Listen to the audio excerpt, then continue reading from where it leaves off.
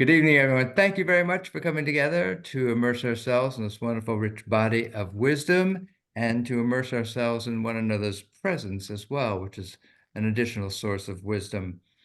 We are in Parshat Naso, which is in the book of Numbers. It begins in chapter 4 with verse 21. It is the longest Torah portion that we have, so we're going to begin rather quickly to move through the English translation of it, read it in its entirety. I will share with you the opening verses, and then we'll offer others to have an opportunity to read as well. And then I'll share with you a little, focus study about it. And then we'll have our collective and collaborative conversation about it. If you want to unmute at this time, and together we can have an opportunity to share a blessing, giving thanks for this moment.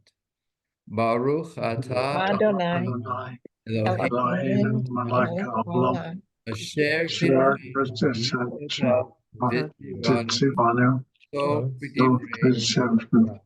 Thank you, God, for the opportunity to immerse ourselves in words, deeds, and relationships of Torah. Let me share with you some of the opening verses of our Torah portion, and then I'll invite others to have an opportunity to read as well. God spoke to Moses. Take a census of the Gershonites also, by their ancestral house and by their clans.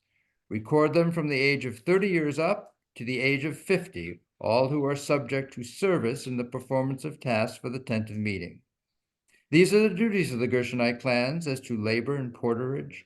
They shall carry the cloths of the tabernacle, the tent of meeting with its covering, the covering of dolphin skin that is on top of it, and the screen for the entrance of the tent of meeting. The hangings of the enclosure, the screen at the entrance of the gate of the enclosure that surrounds their tabernacle, the cords thereof, and the altar, and all their service equipment and all their accessories, and they shall perform the service. All the duties of the Gershonites, all their porterage, and all their service shall be performed on orders from Aaron and his sons. You shall make them responsible for attending to all their porterage. Those are the duties of the Gershonite clans for the tent of meeting. They shall attend to them under the direction of Itamar, son of Aaron the priest. And Aaron, would you like to read a little bit, starting at verse 29? Yes. Thank you. As for the Merarites, you shall record them by the clans of their ancestral house. You shall record them from the age of 30 years up to the age of 50, all who are subject to service in the performance of the duties for the tent of meeting. These are the porterage tasks in connection with the various duties of the tent of meeting, the planks, the bars, the posts, and the sockets of the tabernacle. The posts around the enclosure and their sockets, pegs, and cords, all these furnishings and their service. You shall list by name the objects that are their service, that are their porterage tasks. Those are the duties of the Merarite clans pertaining to the various duties of the tent of meeting under the direction of Itamar, son of Aaron, the priest. Thank you so much. And Sherry, do you want to continue there at verse 34? Thank you. So Moses, Aaron, and the chieftains of the community recorded the Kohathites. Am I pronouncing that correctly? Kohathites? Yeah. By the clans of their ancestral house, from the age of 30 years up to the age of 50, all who were subject to service for work relating to the tent of meeting. Those recorded by their clans came to 2,750. That was the enrollment of the Kohathite clans, all those who performed duties relating to the tent of meeting, whom Moses and Aaron recorded at the command of the Lord through Moses. The Gershonites, who were recorded by the clans of their ancestral house from the age of 30 years up to the age of 50, all were subject to service for work relating to the tent of meeting. Those recorded by the clans of their ancestral house came to 2,630. That was the enrollment of the Gershonite clans, all those performing duties relating to the tent of meeting, whom Moses and Aaron recorded at the command of the Lord. Thank you so much. Richard, do you want to read at verse 42? Yes, thank you. The enrollment of the Merarite clans by the clans of their ancestral house, from the age of 30 years up to the age of 50. All who are subject to service for work relating to the tent of meeting. Those recorded by their clans came to 3,200. That was the enrollment of the Merarite clans which Moses and Aaron's recorded at the command of the Lord through Moses. All the Levites whom Moses, Aaron, and the chieftains of Israel recorded by the clans of their ancestral houses, from the age of 30 years up to the age of 50, all who are subject to duties of service and porterage relating to the tent of meeting, those recorded came to 8,580. Each one was given responsibility for his service and porterage at the command of the Lord through Moses, and each was recorded as the Lord had commanded Moses. Thank you. And June, would you like to pick up there at the very start of chapter 5? Thanks, Rabbi. Mhm. The Lord spoke to Moses, saying, "Instruct the Israelites to remove from camp anyone with an eruption or a discharge, and anyone defiled by a corpse. Remove male and female alike. Put them outside the camp, so that they do not defile the camp of those in whose midst I dwell." The Israelites did so, putting them outside the camp, as the Lord had spoken to Moses. So the Israelites did. The Lord spoke to Moses, saying, "Speak to the Israelites. When a man or woman commits any wrong toward a fellow man, thus breaking faith with the Lord, and that person realizes his guilt, he shall confess the wrong that he has done. He shall make restitution in the principal amount and add 1/5 to it, giving it to him whom he has wronged. If the man has no kinsman to whom restitution can be made, the amount repaid shall go to the Lord for the priest, in addition to the ram of expiation, with which expiation is made on his behalf. So too, any gift among the sacred donations that the Israelites offer shall be the priest's, and each shall retain his sacred donations. Each priest shall keep what is given to him. Thank you so much. Let me invite Jim, if you'd like to continue there at verse 11. Thank you, Rabbi. God spoke to Moses, saying, "Speak to the Israelite people and say to them, if any man's wife has gone astray and broken faith with him, in that a man has had carnal relations with her unbeknown to her husband, and she keeps secret the fact that she has defiled herself without being forced, and there is no witness against her. But a fit of jealousy comes over him, and he wrought up about the wife who has defiled herself. Or if a fit of jealousy comes over one, and he is wrought up about his wife, although she has not defiled herself, the man shall bring his wife to the priest, and he shall bring as an offering for her 1/10 of an ephah of barley flour. No oil shall be poured upon it, and no frankincense shall be laid on it, for it is a meal offering of jealousy, a meal offering of remembrance, which recalls wrongdoing." Thank you, Jim. Mark Levinstein, you want to read a little bit, starting at verse 16? Thank you. The priest shall bring her forward and have her stand before the Lord. The priest shall take sacral water in an earthen vessel, and taking some of the earth that is on the floor of the tabernacle, the priest shall put it into the water. After he has made the woman stand before the Lord, the priest shall bear the woman's head and place upon her hands the meal offering of remembrance, which is a meal offering of jealousy. And in the priest's hand shall be the water of bitterness that induces the spell. The priest shall adjure the woman, saying to her, "If no man has lain with you, if you have not gone astray in defilement while married to your husband, be immune to harm from this water of bitterness that induces the spell. But if you have gone astray while married to your husband and have defiled yourself, if a man other than your husband has had carnal relations with you, there the priest shall administer the curse of adjuration to the woman, as the priest goes on to say to the woman, may the Lord make you a curse and an imprecation upon your people, as the Lord causes your thigh to sag and your belly to distend, May this water that induces the spell enter your body, causing the belly to distend and the thigh to sag. And the woman shall say, Amen, Amen. Thank you. And we're in chapter 5, and we're now at verse 23. And let me invite Dave. Would you like to read a little bit starting there? Chapter 5, verse 23. The priest shall put these curses down in writing and rub it off into the water of bitterness. He used to make the woman drink the water of bitterness that induces the spell, so that the spell-inducing water may enter into her and bring on bitterness.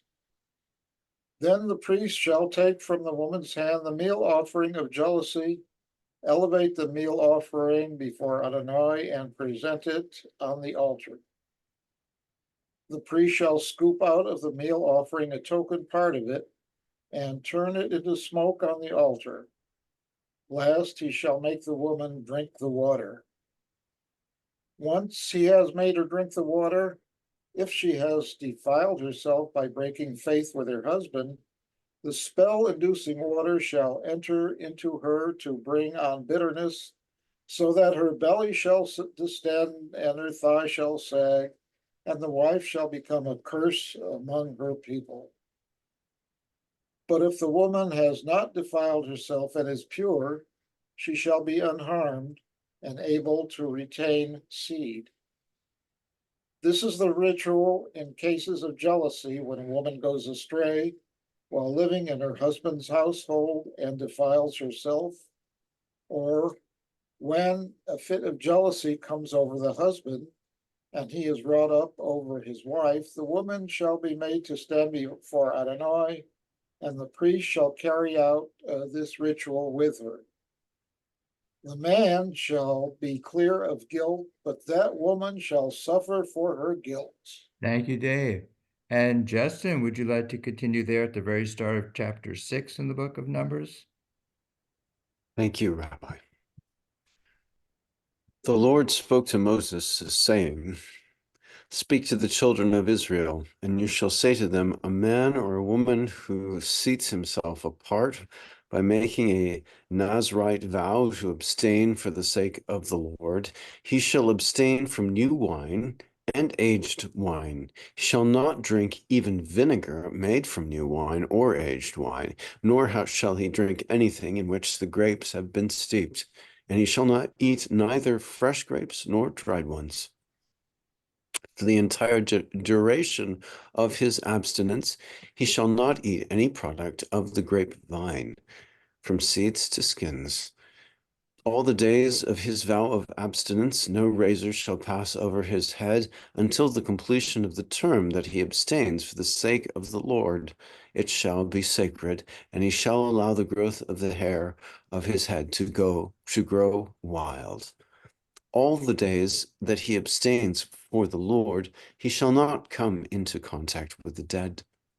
To his father, to his mother, to his brother or his sister, he shall not defile himself if they die, for the crown of his God is upon his head. For the entire duration of his abstinence, he is holy to the Lord.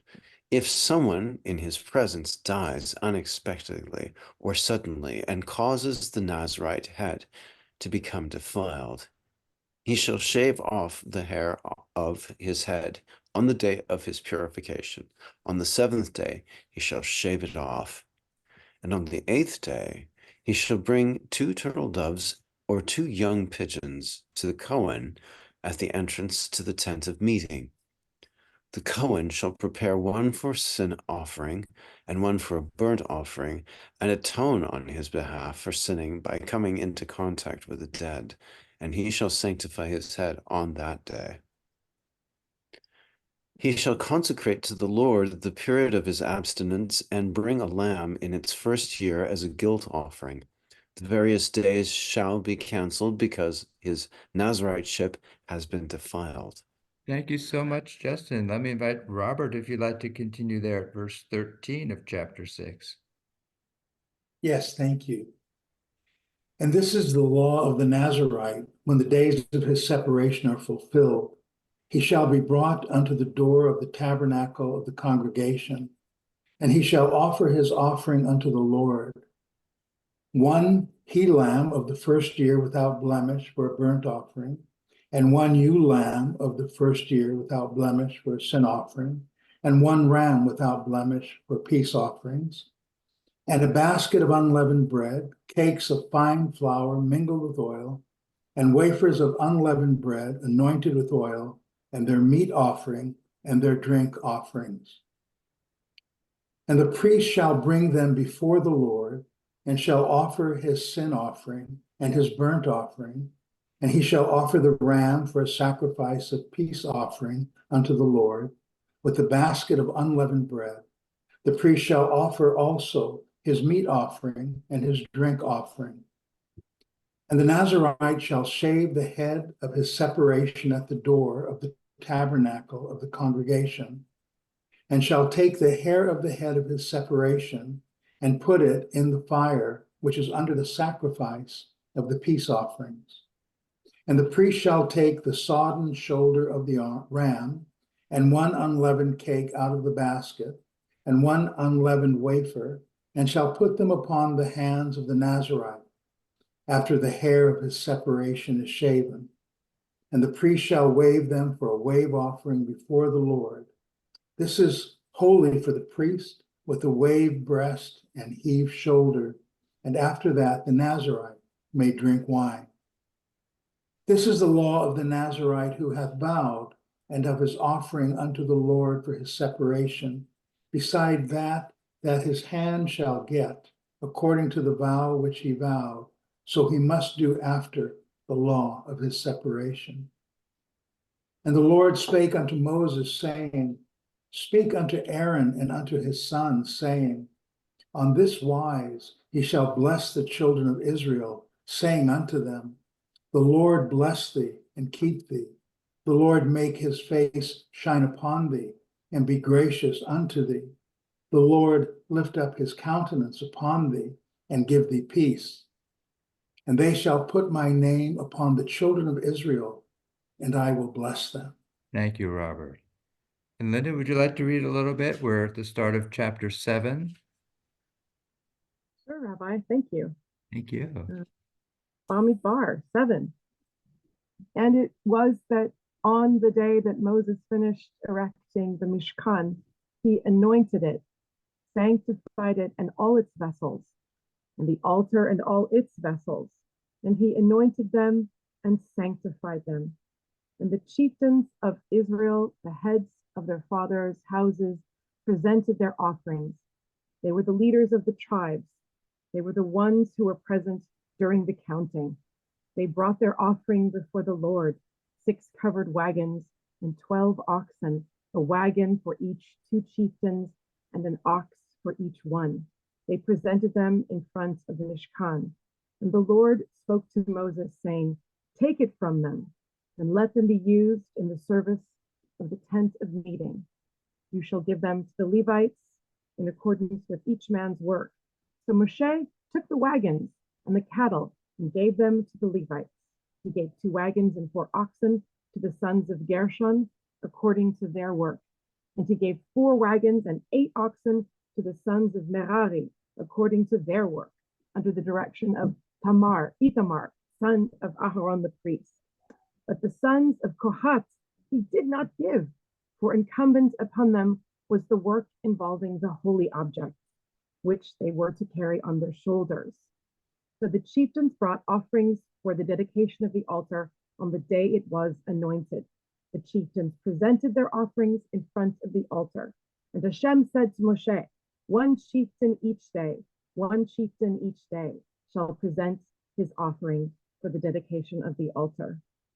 Thank the one you. who brought his, thank you. It's so beautiful that you're reading. I'm very grateful. And so let me invite Rose now to read a little bit at verse 12.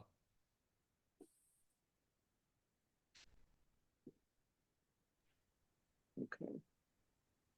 Verse 12.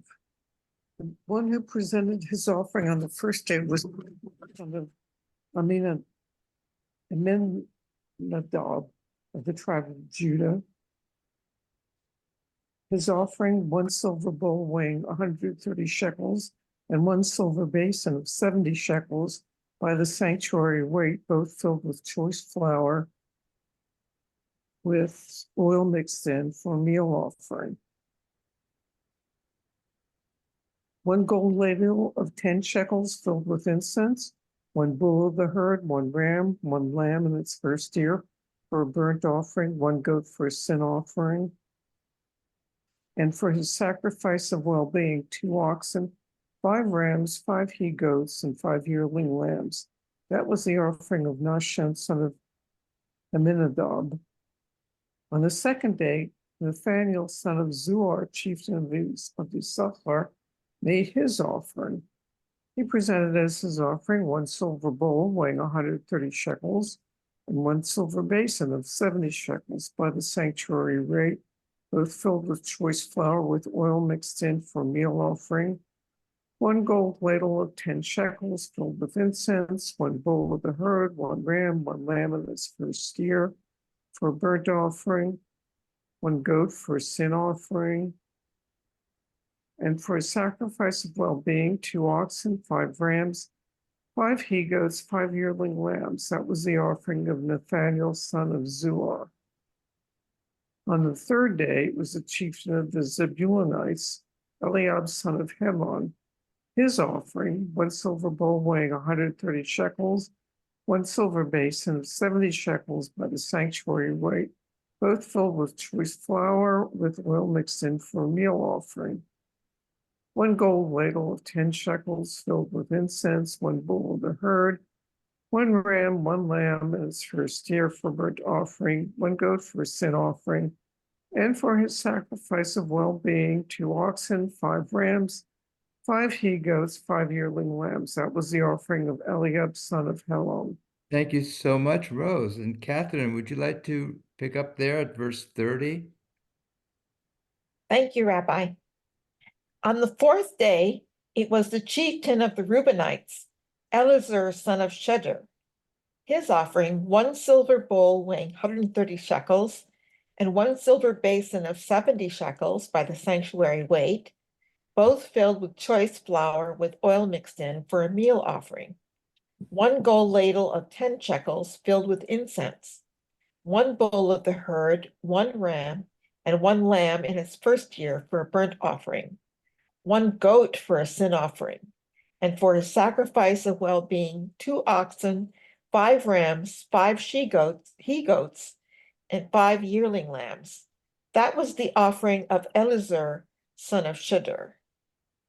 On the 5th day, it was the chieftain of the Simeonites, Shlumiel, son of Zurishaddai. His offering, 1 silver bowl weighing 130 shekels, and 1 silver basin of 70 shekels by the sanctuary weight, both filled with choice flour with oil mixed in for a meal offering. 1 gold ladle of 10 shekels filled with incense, 1 bull of the herd, 1 ram, and 1 lamb in its first year for a burnt offering, 1 goat for a sin offering, and for his sacrifice of well-being, 2 oxen, 5 rams, 5 he-goats, and 5 yearling lambs. That was the offering of Shelumiel, son of Zurishaddai. On the 6th day, it was the chieftain of the Gadites, Eliasaph, son of Duel. His offering, 1 silver bowl weighing 130 shekels, and 1 silver basin of 70 shekels by the sanctuary weight, both filled with choice flour with oil mixed in for a meal offering. 1 gold ladle of 10 shekels filled with incense, 1 bull of the herd, 1 ram, and 1 lamb in its first year for a burnt offering, 1 goat for a sin offering, and for his sacrifice of well-being, 2 oxen, 5 rams, 5 he-goats, and 5 yearling lambs. That was the offering of Eliasaph, son of Duel. Thank you so much. Margot, would you like to do a little reading? We're at verse 48 of chapter 7. And if you'd like to share with us, you'll need to unmute.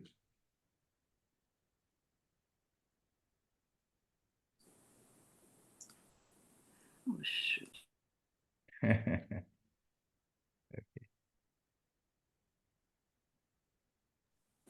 you hear me now? Yes, we No. can hear you.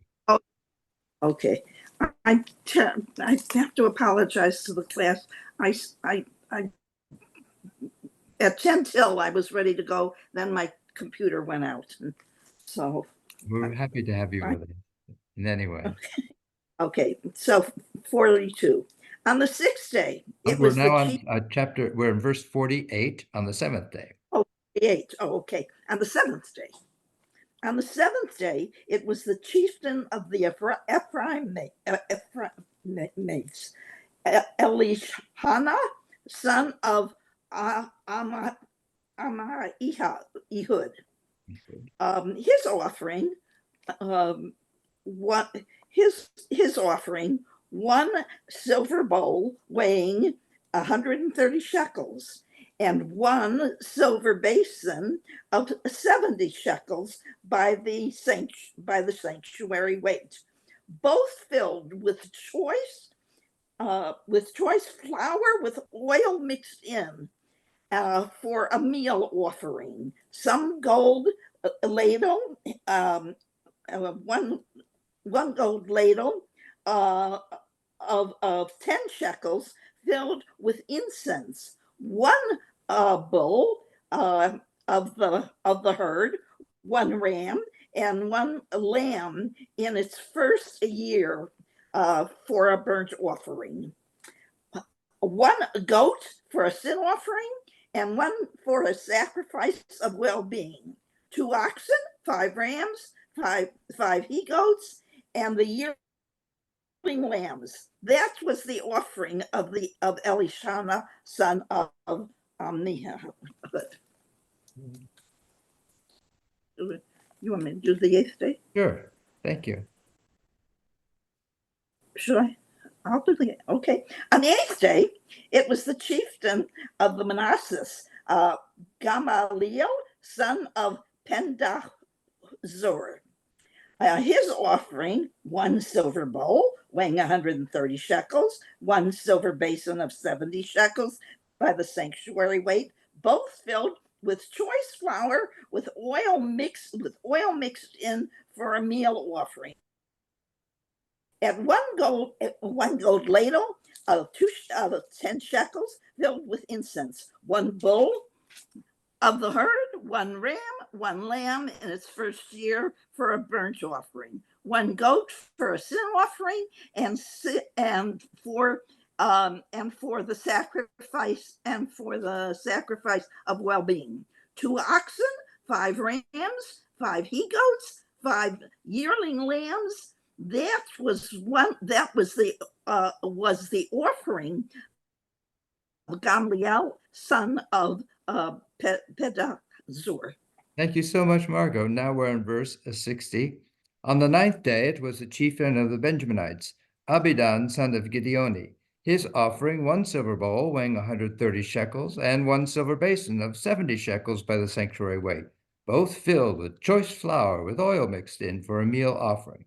One gold ladle of 10 shekels filled with incense, one bull of the herd, one ram, and one lamb in its first year for a burnt offering, one goat for a sin offering, and for a sacrifice of well-being, 2 oxen, 5 rams, 5 he goats, and 5 yearling lambs. That was the offering of Abidan, son of Gideoni. On the 10th day, it was the chieftain of the Danites, Achizer, son of Ammishaddai. His offering, one silver bowl weighing 130 shekels, and one silver basin of 70 shekels by the sanctuary weight, both filled with choice flour with oil mixed in for the meal offering.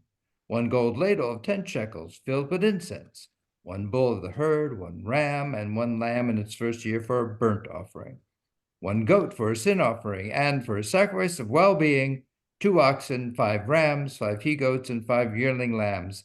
That was the offering of Achizer, son of Ammishaddai. On the 11th day, it was the chieftain of the Asherites, Pagiel, son of Ochran. His offering, one silver bowl weighing 130 shekels, one silver basin of 70 shekels by the sanctuary weight, both filled with choice flour with oil mixed in for a meal offering, one gold ladle of 10 shekels filled with incense, one bull of the herd, one ram, and one lamb in its first year for a burnt offering, one goat for a sin offering, and for his sacrifice of well-being, 2 oxen, 5 rams, 5 he-goats, and 5 yearling lambs. That was the offering of Pagiel, son of Ochran. Aaron, would you like to read a little bit? We're now at verse 78. Sure.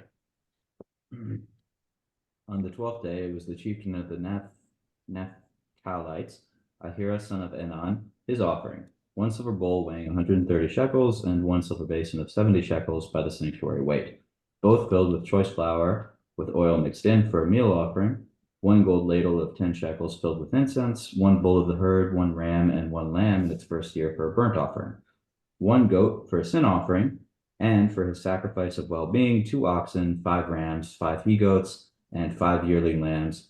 That was the offering of Ahira, son of Enan. This was the dedication offering for the altar from the chieftains of Israel upon its being anointed. Silver bowls, 12, silver basins, 12, gold ladles, 12. Silver per bowl, 130, per basin, 70, total silver of vessels, 2,400 sanctuary shekels. The 12 gold ladles filled with incense, 10 sanctuary shekels per ladle. Total gold of the ladles, 120. Total of the herd animals for burnt offerings, 12 bulls of rams, 12 of yearly lambs, 12 with their proper meal offerings of goats for sin offerings, 12. Total of herd animals for sacrifices for well-being, 24 bulls of rams, 60 of he-goats, 60 of yearly lambs, 60. That was the dedication offering for the altar after its anointing. When Moses went into the tent of meeting to speak with him, he would hear the voice addressing him from above the cover that was on top of the ark of the pact between the 2 cherubim. Thus he spoke to him. Thank you so much, Yachid Koach. Everyone, that's completing our longest Torah portion. Lovely, lovely, so much that you all contributed to its vocalization and bringing it out into the air and into our ears. If you have a copy of the study sheet, I invite you to take it out now. I've titled this week's study sheet, "And All the People Saw," and we'll explore a little bit why my reading this year that caught my attention. And what really caught my attention initially was the opening of this week's Torah portion, which gives it its title, the word Naso. So there in number 1 on our study sheet, I have the quote from Numbers chapter verse 22, which says that Naso et Rosh of the Gershonites. So it gets translated, at least in my edition, that word Naso, as take a census. But quite literally, Naso et Rosh means lift up the head of the Gershonites. And that was evocative for me of how we really started off the whole book of Numbers, if you remember. There's also a reference, an instruction to take a census of the entire Israelite people. And that's what I have also in number 1 on our study sheet. It Sa'u et Rosh of the whole Israelite community. It's from the same verb as Naso. It means to lift up the head of the whole Israelite community. So there is something here about elevation of the head and uplifting as part of counting and recognizing who is there. So I'm just kind of curious about what is this notion about uplifting everyone's presence as part of being counted. And that same phrase of Naso is something that repeats several times within both last week and this week's Torah portion. And as we have just read through the concluding portion of this week's reading, we read through these offerings that were brought. And here I've summarized those verses here in number 2. The chieftains brought the dedication offering for the altar. The one who presented his offering on the first day was Nahshon, son of Amminadab of the tribe of Judah. His offering, 1 silver bowl weighing 139 shekels and 1 silver basin, so forth and so on. And what we recognize as we're reading through it is that these offerings, each tribe is bringing 35 objects, and the same precise formula, the same precise words, the same precise language is repeated 12 different times. It's the same set of words, just repeated 12 times. And so because there's a notion that everything that's in Torah is not duplicative, there's no redundancy. Everything is there for a reason and a purpose, which, by the way, is a lesson that the rabbis share about us as well.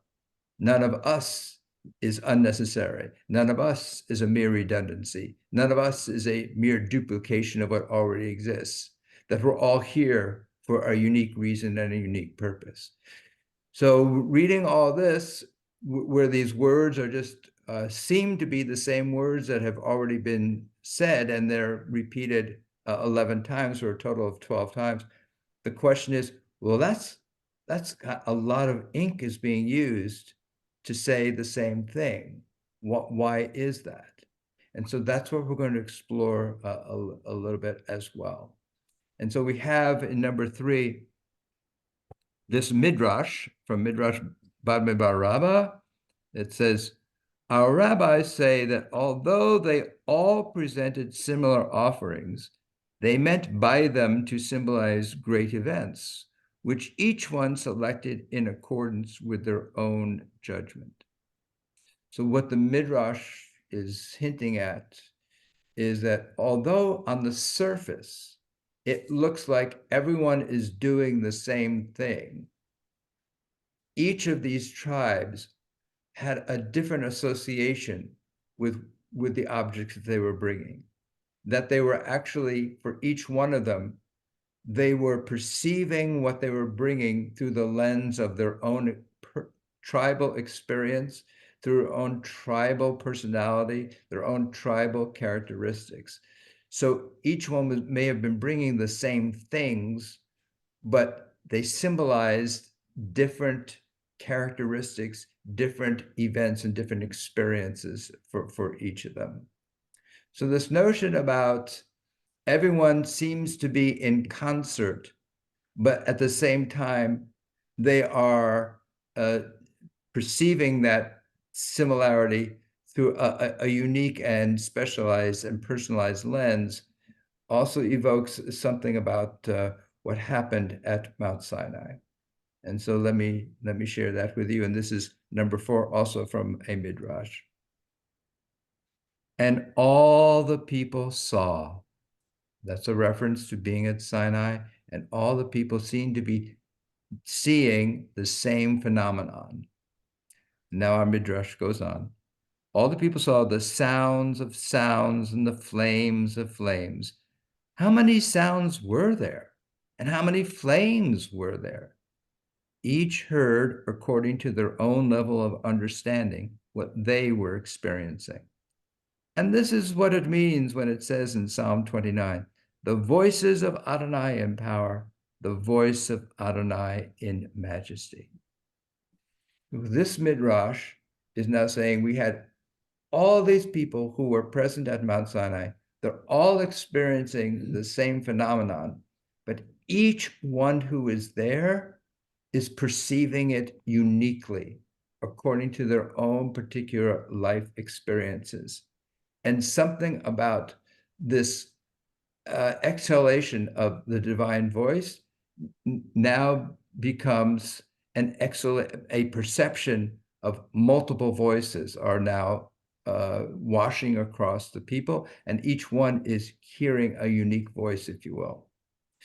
So this diffusion into uniqueness for everyone who's there of this common phenomenon is what the rabbis are describing as the event at Mount Sinai. And here is a lovely book by one of the great rabbis of the 20th century, Adin Steinsaltz, who wrote some beautiful books. This one is from his book called The Strife of the Spirit in number 5. And since we're just having concluded let's see here. Since we've just concluded Shavuot, which is all about that moment at Sinai and receiving Torah, this is a really timely quote from Adin Steinsaltz. The receiving of Torah, however, is not just a capacity to grasp a certain body of knowledge. It is an act of breaking the limits of time and of contacting the infinite. So Rabbi Steinsaltz is saying, there's not just a download of singular information that is happening. It is also a reciprocal act on our part, the receivers, if you will, to break through the limits of time and contact the infinite. So this notion that we're receiving a stream of information and our response to it is to not merely receive a identifiable set of instructions and words, but that it is an empowering to break through that singularity to contact the expansive and infinite.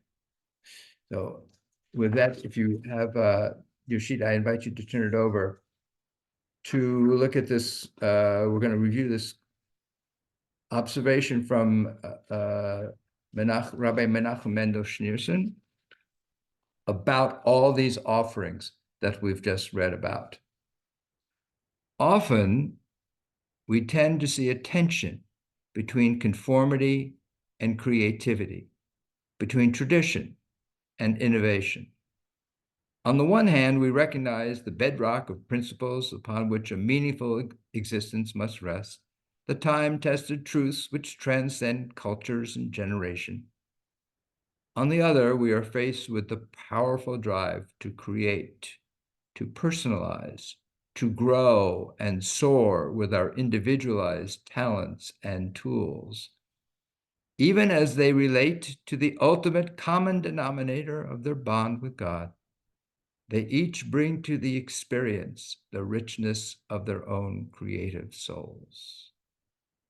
So here, Rabbi Schneerson is giving an updated articulation of the ancient Midrash that for each of these 12 tribes, they may have been bringing the same objects, the same 35 objects, but for each tribe, they meant different things for each tribe. And in that sense, they brought their own personal experience of these objects as the offering. That was the true offering. Their personal investment and identification and uniqueness. That was the true offering, which seems to be on the surface by the appearance, the same thing that everyone else is bringing. So I'd like to share our paintings right now. So if you flip back on the front, we have two paintings, one on the left by Camille Pizarro and one on the right by Paul Cézanne. So Camille Pizarro and Paul Cézanne, they met, I think it was about 1861. Camille Pizarro was 9 years older than Cézanne. And at this point, they're still pretty young. I think Pizarro himself is about 31 when they first meet. And so that would make Cézanne about 21, 22 years old. They meet at an art studio where they're studying. And then quickly they become quite tight as friends. And they spend about the next 20 years spending a lot of time together. And among all the Impressionists, they were perhaps the most paired together and spent the most time together. And then about 1873, Pizarro moves to the village of Pontoise, which is north of Paris, and he invites Cézanne to come join him. So, the two of them spend years together here in Pontoise, and they sit together, they stare at the same scene together, they paint together, they draw together. And although they are looking upon the same phenomenon, they have different experiences of that singular and same phenomenon. and they creatively represent them on canvas very differently, not only in terms of the content of the images, but also in terms of how they place them on canvas, the kind of a palette that they each use, the kind of brushstroke that they each use. So here, the one on the left, Pizarro's Sunlight on the Road, Pontoise. His palette is much more oriented towards playing with the light, the playfulness with the clouds.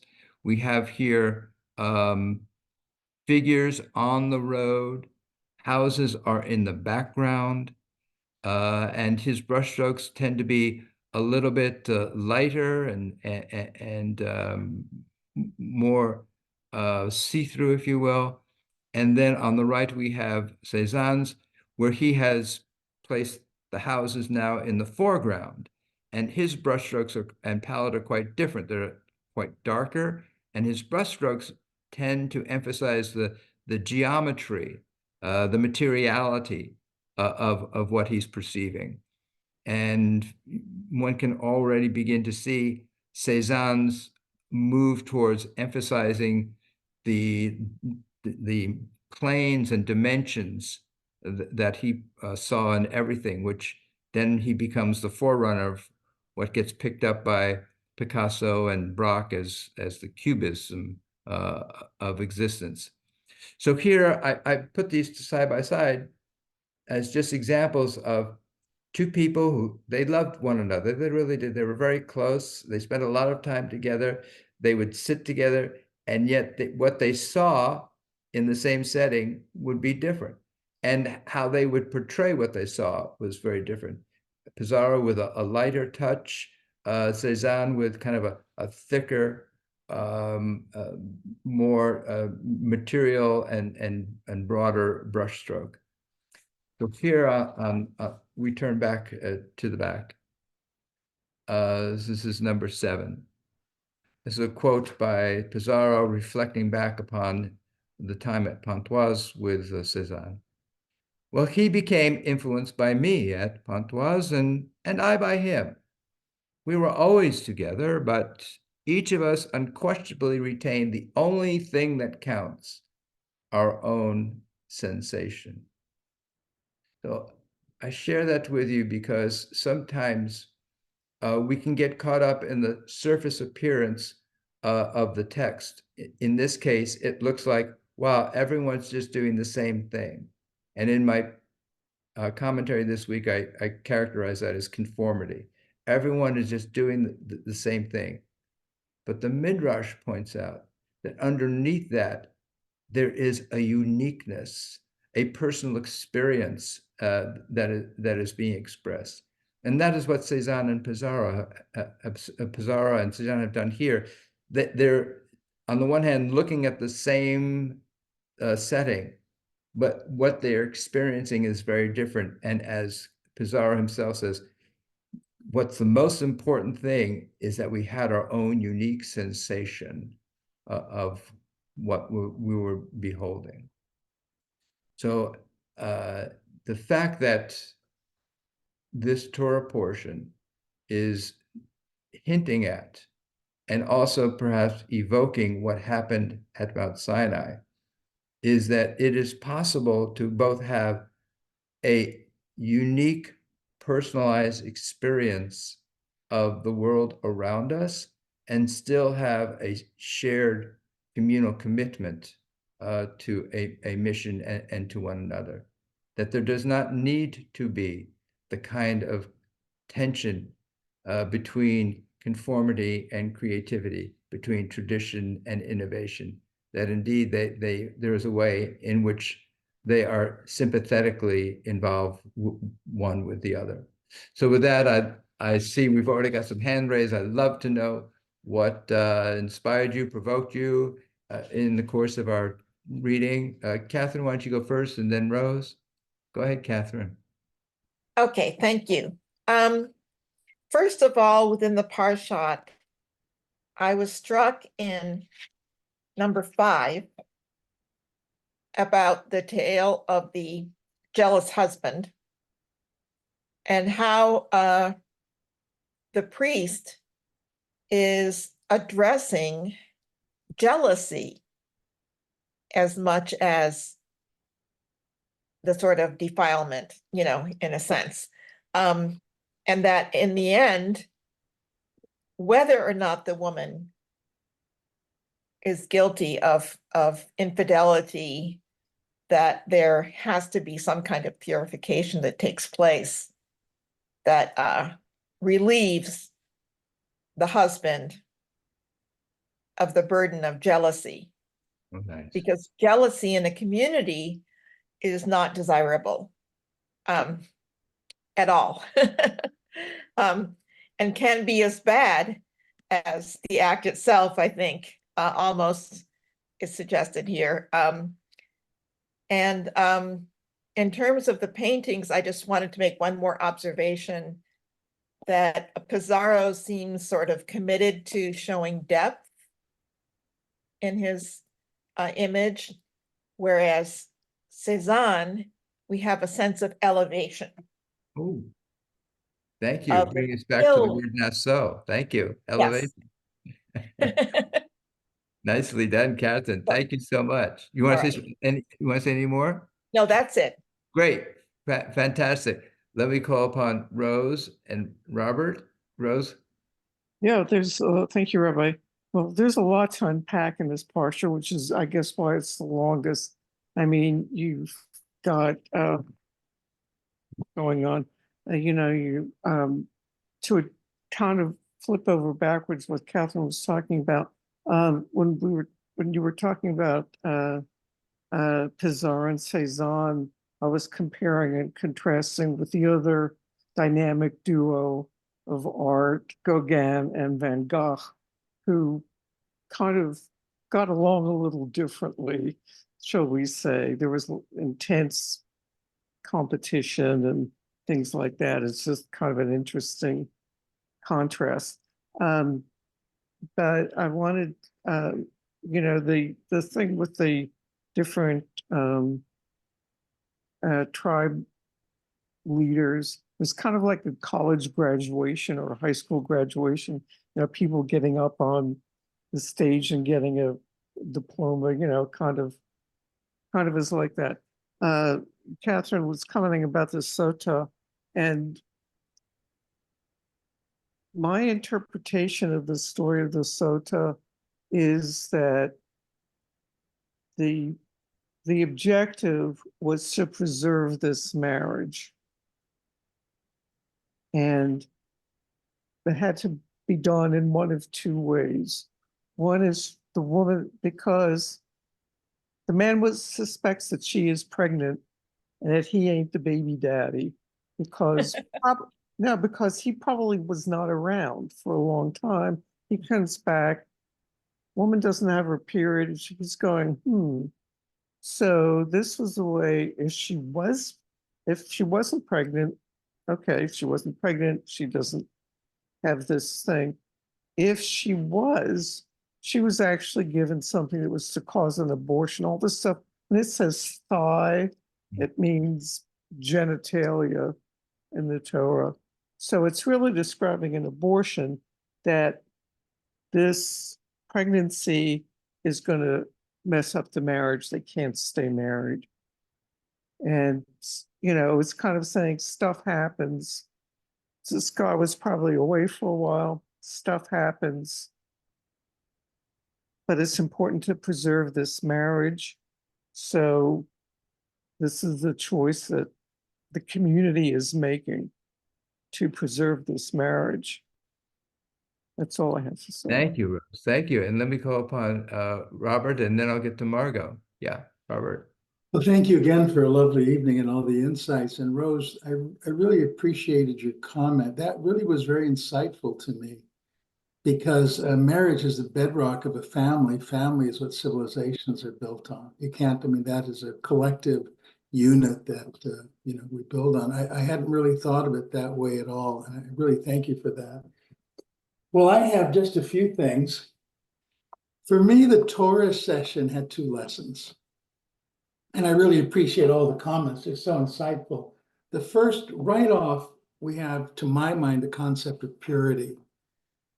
Command the children of Israel that they put out of the camp every leper, so anything that's impure, defiled by the dead. It goes on to a man, woman commit any sin, etc. So these are issues of impurity, which is the darkness. It's always the light in Revelation that's meaningful and that guides us. So the first lesson to me was here of purity. And then if I take purity to its essence, it comes to be not material purity, but purity of heart. So that means we become free of self-aggrandizement, self-love. These are horribly detrimental. Now, after that, to my mind, comes the lesson of sacrifice and sacrificial giving. You cannot have sacrifice of self, etc., and sacrificial giving without a pure heart. Because if the intention isn't pure, it isn't pure, it can't be.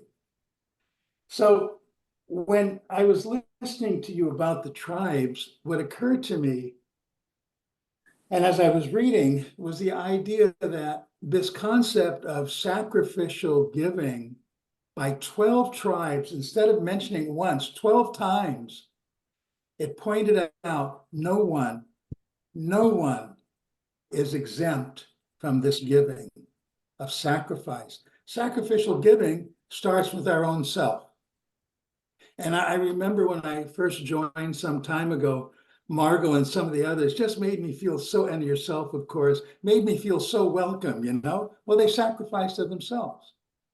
And then the third thing is, with regard to this picture, I want to thank you for your comments, because this, when you were talking about this, when you said they see the same thing, but they paint them differently.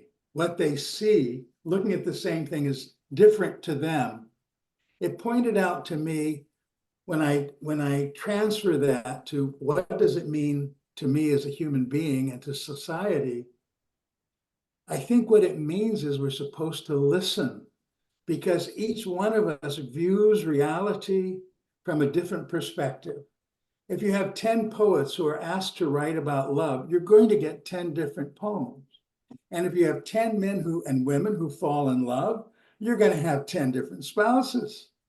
So I love the fact that you juxtapositioned them and made your comment, because the lesson here is we're supposed to listen. And if we listen, then we can have consultation, which is a process of truth seeking, where we listen, seek for truth, what are the principles, etc., involved. I always enjoy these evenings, and I always enjoy the fact that you put up with my little comments. So grateful for your presence and for your comments, Robert. Thank you so much. And let me invite Margot. Would you like to share, Margot? Yes, and Robert, it is always a joy for me to see you. Okay, throughout the Torah, it preaches against divination. Now, excuse me, drinking a bowl of water with dirt in it, and then your stomach will distend and your thighs will hang. Now, if that's not divination, I don't know what is. So that's my comment. I think it's a good comment. And just to reference, the way this is dealt with in the Talmud itself, as Rose was mentioning in the Talmud, this is all viewed as not really a procedure directed at the woman. It's a procedure directed at the man who is suffering from some kind of jealous fit. But she's the one who drink it. Maybe. So the rabbis will often really pressure the man to say, are you sure you want us to do this? Are you sure you want us to go through with this? And so there's it's really viewed as this is a moment in which the man has to confront his own irrationality and what's really at stake. So others, Richard, you want to share anything? Yes, I do. Yeah. I really like the 12 episodes or the 12 prompts to give it your best. And that you mentioned that everybody comes up with what they do, but my focus there is that it's not that somebody came to it with a pre-idea of what they think is good or wonderful, but that the like a writing class, you're given something to a word or a sentence, and then you create something out of that. And it's not that they come with already an idea of what their values are, but the task itself creates, just as is doing with these two painters, the task creates the work of art that they put forward. It brings that out of them. They're given a list of, here's what's on the menu, everybody. The best of all the gold and silver and stuff. Now, give it your best to find out what you're sacrificing. What is it in there? And that question that is asked by giving the list or by saying you've got to do something here, that creates the solution of the tension between conformity and creativity and who am I? And so that's where the work of art comes from that they bring and put on there. That's their so-called sacrifice. Nice. They're giving themselves to the task. Nice. Same way as you've said so many times before about the work of art is an experience that's shared with the reader. The viewer shares the experience of seeing what the artist has made manifest, and that exchange is where the work of art is. And so it's not about those basins or the amount of gold. It's about what it's done to the psyche of the people because they've been asked to contribute to the well-being of the crowd. Nice. Thank you, Richard. And anyone else? Okay. All right. Yes, June, please go ahead, unmute and share with us. Hi, I really love the paintings and they really got to me. And to me, one is like the reverse of the other. I think Pizarro's is more of a dreamlike or a non-material vision. And Cezanne is more of a reality and more material. It's by the light, you can see it's very definite. The forms are very easy to recognize, whereas Pizarro's is more of a dreamlike and how it could be, and it's maybe even better than it is in reality, but it's more of a vision. And I just think one is almost the flip, like two sides of a coin. And I think that's why they were so perfectly matched as people, because they each saw things that melded into one, but a little bit different perspective. That got to me on these. I just love these paintings. That's lovely, June. And so I'm going to draw us together by kind of picking up on what you just said and picking up what Robert was pointing us towards as well, and taking us back to that moment at Sinai, which according to our sacred mythology is this moment of revelation, and this moment of revelation which is perceived in 600,000 different ways by the number of people that were there, according to this beautiful sacred mythology. And the lesson from that is we should turn to one another and say, what did you experience? What did you hear? What's your insight about what all this is? Because it was so refracted that each one of us only got a certain facet of what was happening in that jewel of a moment. And if any one of us is missing from the conversation, then we're missing out on a bit of wisdom. So how beautiful to think about the way to live is to be able to sit down with someone and gaze upon the world in front of us, and one of us paints one way and one of us paints another way. And instead of being frightened by the fact that someone is seeing something different and portraying it, painting it differently, rather than feeling threatened by that, we're intrigued by that. We see this, we're drawn into the mystery of it all, and into the mystery of the person who's next to us. And that when we get drawn into that mystery, not as something to solve, but as something to just dwell within, then we open up portals of possibility for compassion and love and greater wisdom. So I want to thank each and every one of you for being the artists that you are, in being able to share these different ways of seeing things, feeling comfortable to share this with one another. And out of it all, we become so much more enriched. God bless you all. I look forward to our next gathering. Thank you so much for being together. Thank Be you, well. Rabbi. Thank you. Thank you. Thank you.